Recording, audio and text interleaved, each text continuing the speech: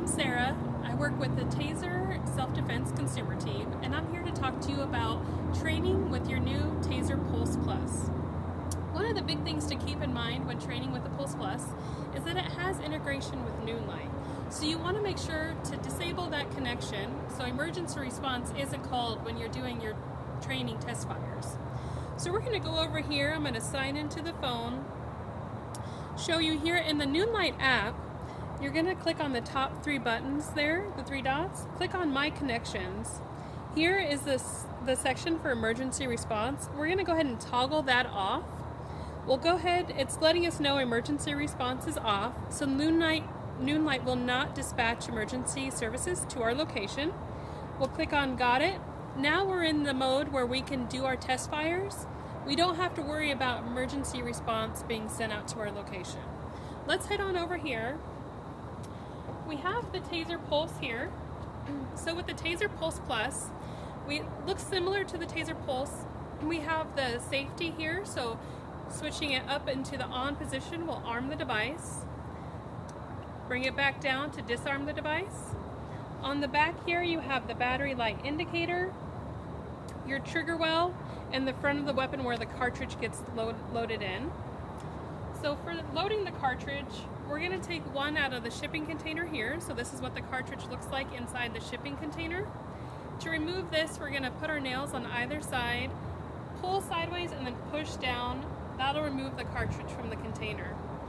We're going to put a thumb and a forefinger on either side of that cartridge. We want to make sure to keep our fingers away from the front of the blast doors. To load it in, we're going to point the TASER Pulse Plus in a safe direction. Take the cartridge, load it in. You'll hear it seat in. If for some reason you are unable to seat it in with just your hand, you can push it down against a hard surface. That'll also allow you to seat in the device, seat the cartridge into the device.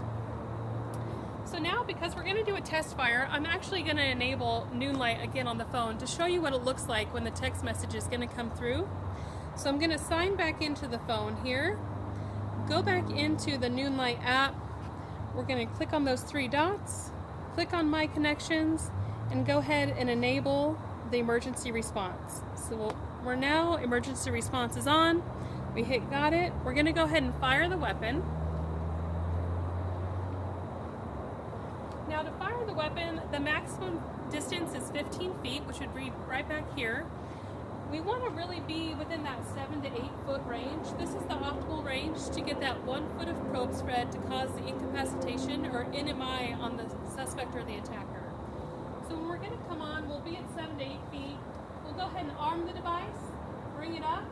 We'll practice giving commands. So stop, stay back, I will tase you, get back. At this point, we'll go ahead and deploy the device. Let it fire. We'll set it down. We do have location services, it's in use. We just have the text message come through from Noonlight there. So we'll sign in. So we can respond back to that text message. Let them know. We'll cancel the alarm, putting in our PIN. And they know it's no longer an emergency, so they're not going to dispatch first responders out to our location. Now when we're doing the test fires, you saw we let that go for the full 30 seconds. That's something that we suggest you do just so you get a feeling for that timing of your safe escape window that you're going to have. If you guys have any questions on training with the TASER Pulse Plus, Noonlight, or any of the connectivity, you can shoot us an email at team@taser.com. That's TEAM@TASER.com. We'll always be happy to help. Stay safe out there and keep training.